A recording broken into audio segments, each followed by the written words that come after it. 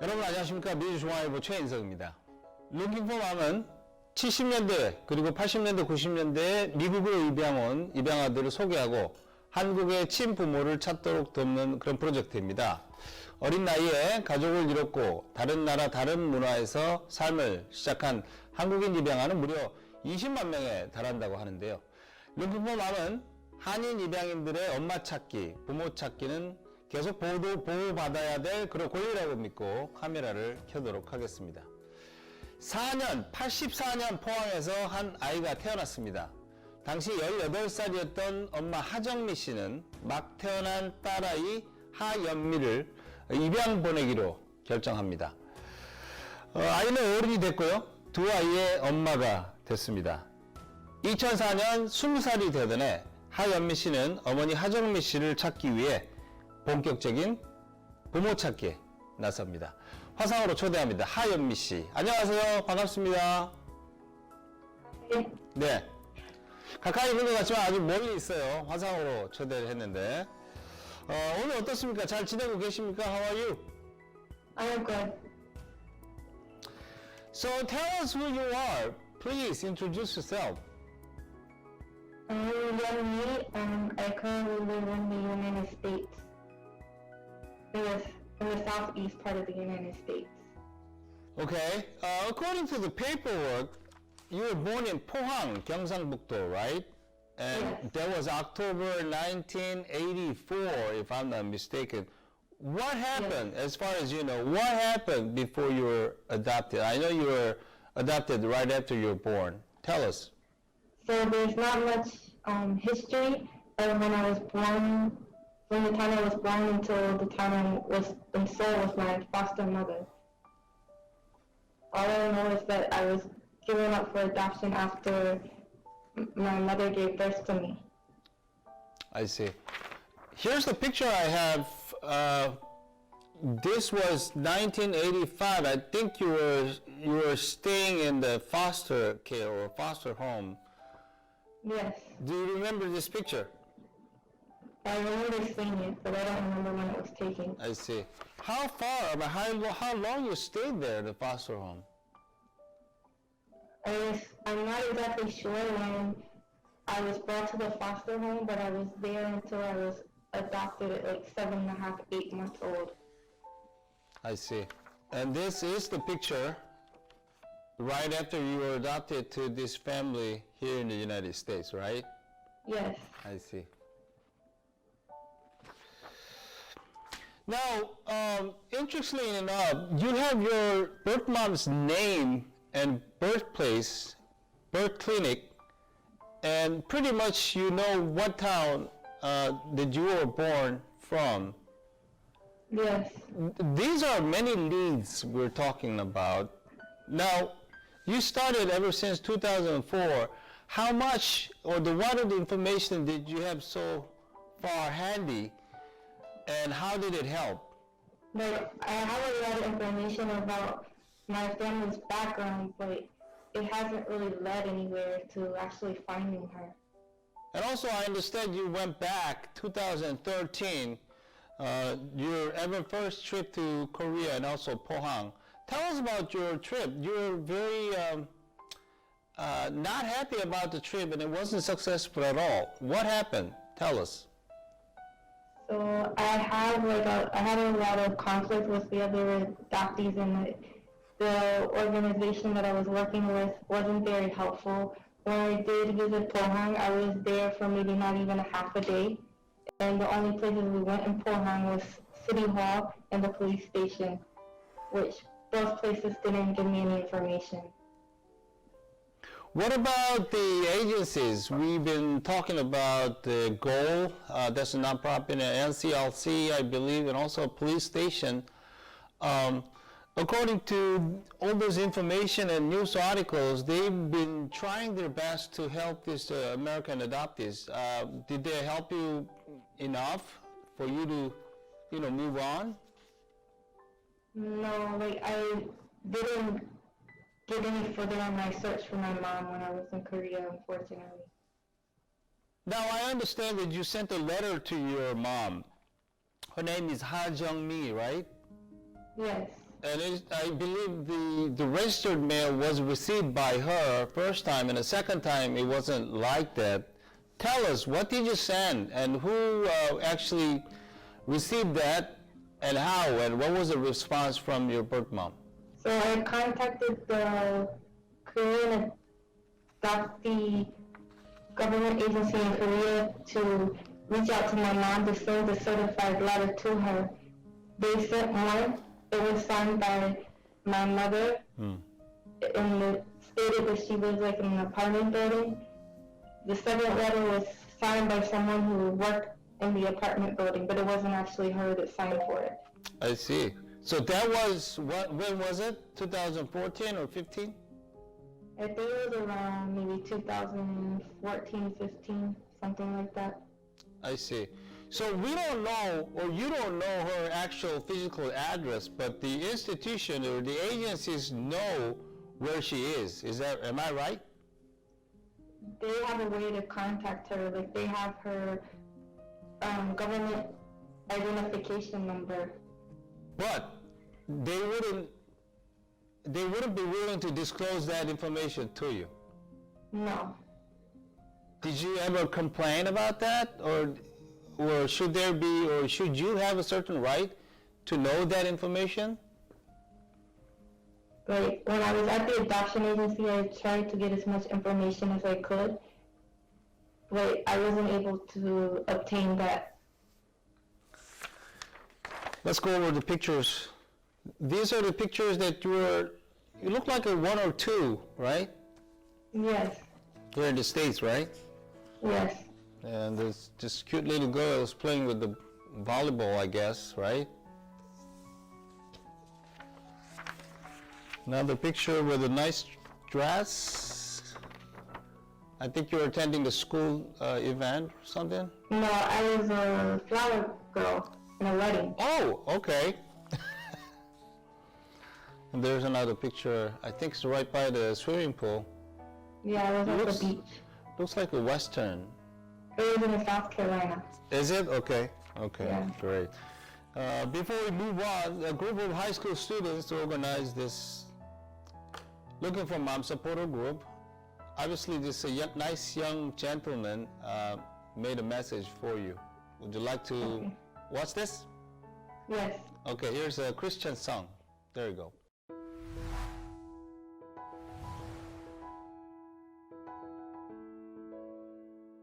Hey, Hayomi, my name is Christian Song, and I am a volunteer here at the LFM team, and I just wanted to first off say thank you so much for your willingness to be able to share such a vulnerable story with us.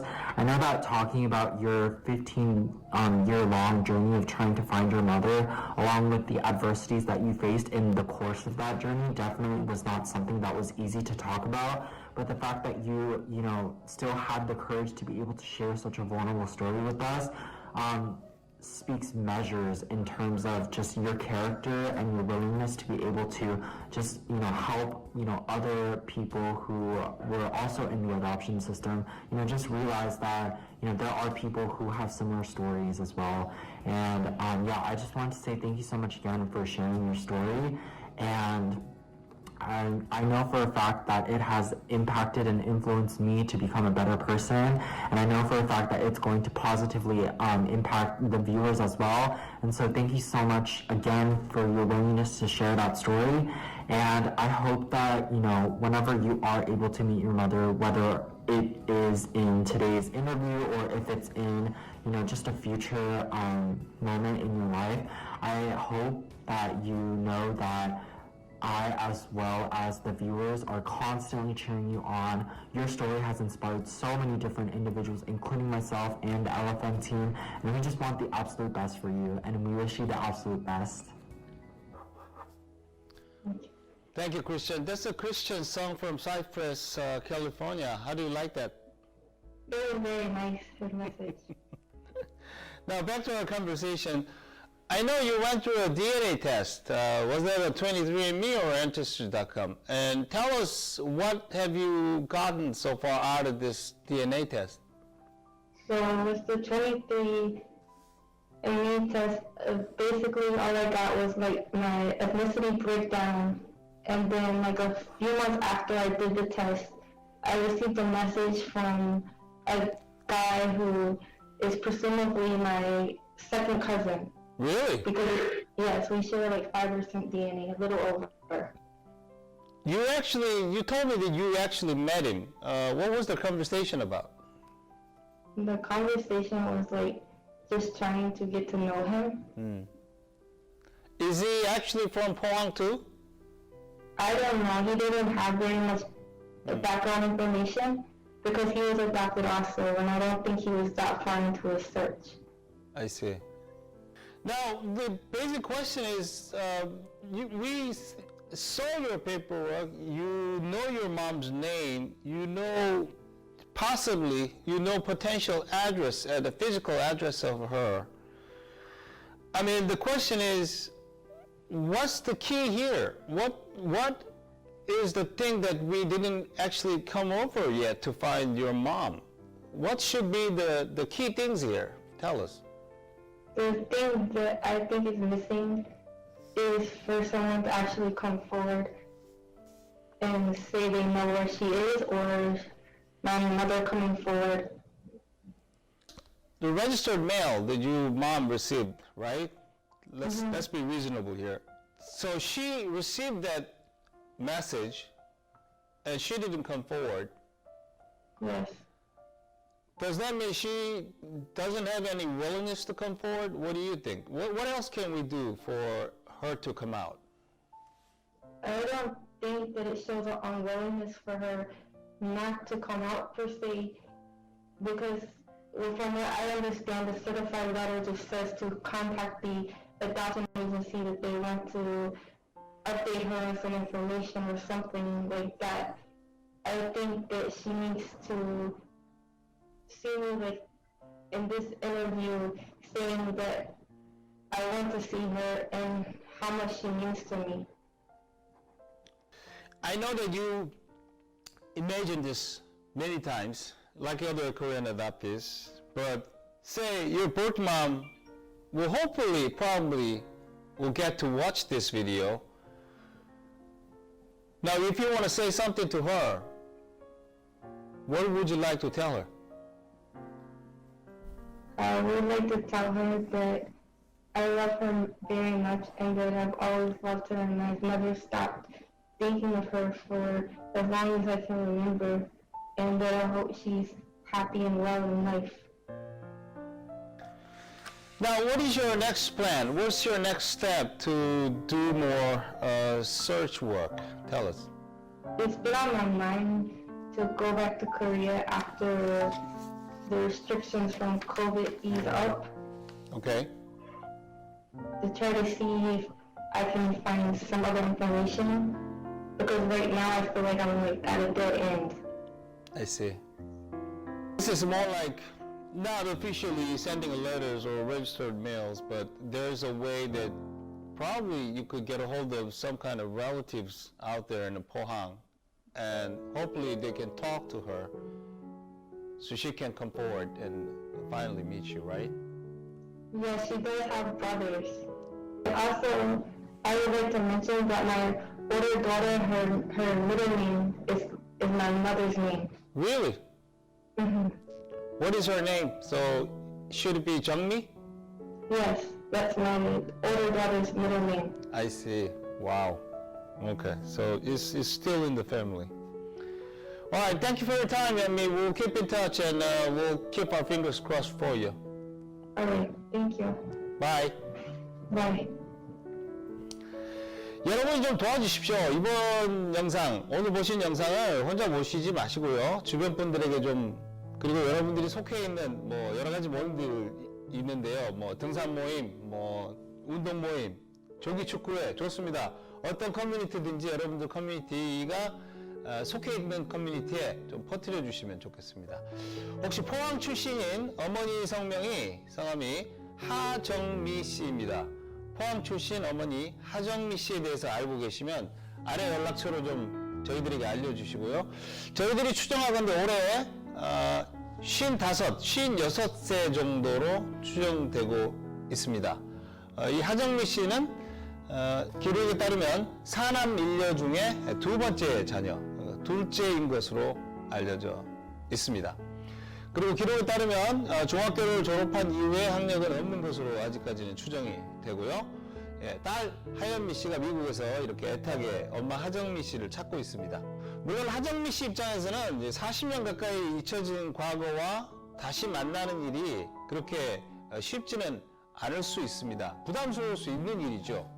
하지만 모든 만남이, 특히 우리 입양인들과의 만남이, 입양 보낸 우리 딸과 아들과의 만남이 공개적일 필요는 없다는 생각 해봅니다. 딸 하연미 씨는 어머니를 만나면 손을 꼭 잡고요. 고맙고 감사하다는 말을 반드시 하고 싶다고 하네요. 꼭 이 말을 우리 하정미, 어머니 하정미 씨가 직접 들어주실 수 있다면 좋겠습니다. 자, 항상 입양인들의 이야기를 소개하면서 드는 생각인데요. 자식이 부모를 만나는데 뭐 다른 이유가 필요할까요? 또 다른 조건이나 다른 상황이 필요할까요? 만나면 되는 거 아닌가 싶습니다. 자, 여러분도 같은 생각이시라면 이 영상을 더 많은 분들이 볼 수 있도록 좀 퍼뜨려 주시면 좋겠습니다. 룩킹포맘 영상은 광고 수익을 만들지 않습니다. 입양인들이 부모를 만나게 되는 것이 저희들의 수익입니다. 룩킹포맘은 경동나비의 미국 법인이 후원해 주셨습니다. 감사합니다. 최인성이었습니다. 다음 인터뷰에서 다시 만나겠습니다. 여러분 고맙습니다.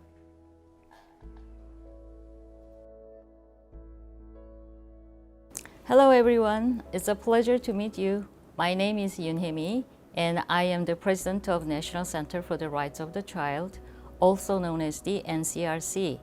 The NCRC is the one and only government institute in Korea responsible for developing and implementing child policies and child welfare related projects. Well, every year we handle about 2,000 requests from adoptees to find their birth families and support them with our post-adoption services.